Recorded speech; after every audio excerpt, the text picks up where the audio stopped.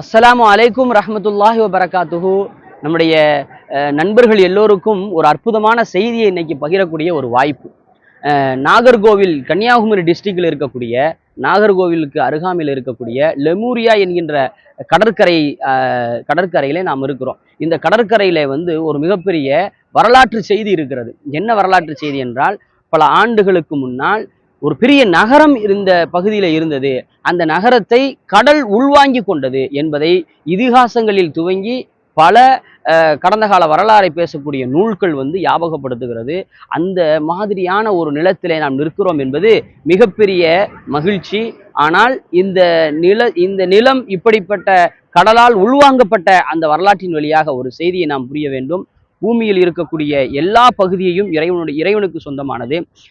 இந்த இந்த நம்ம தொலைதூரத்தில் பார்த்து கொண்டு இருக்கக்கூடிய இந்த பகுதிகள் எல்லாம் பூமியாக இருந்து மனிதர்கள் வாழ்வதற்கான நிலப்பரப்பாக இருந்து கடலாக மாறி இருக்கிறது என்று சொன்னால், அது இறைவன் எதை நினைக்கிறானோ அதை சாத்தியப்படுத்தி காண்பிப்பான் என்பதற்கான ஒரு மிகப்பெரிய அத்தாட்சி தான் இது. இந்த லெமூரியா கண்டத்தினுடைய வரலாறை குறித்து பலரும் பேசுகிறார்கள். இந்த பகுதியிலே வாழ்ந்த மக்கள் இந்த பூமி பந்தில் வாழ்ந்த பூர்வீக குடிமக்கள் என்றும் பேசப்படுகிறது.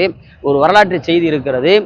திருவள்ளுவர், முருகன் உள்ளிட்ட பலரும் இந்த பூமியில் நல்ல செய்திகளை மக்களுக்கு எடுத்து சொன்னார்கள். அவர்கள் எல்லாம் இந்த பகுதியில் வாழ்ந்தார்கள் என்பதற்கான வரலாற்று சான்றுகள் இருக்கிறது.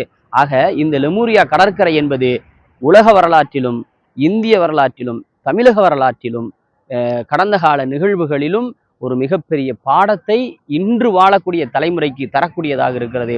அந்த பாடத்தை பெறக்கூடிய மக்களாக நாம் அனைவரையும் ரப்புல் ஆலமீன் அங்கீகரிப்பானாக. அஸ்ஸலாமு அலைக்கும்.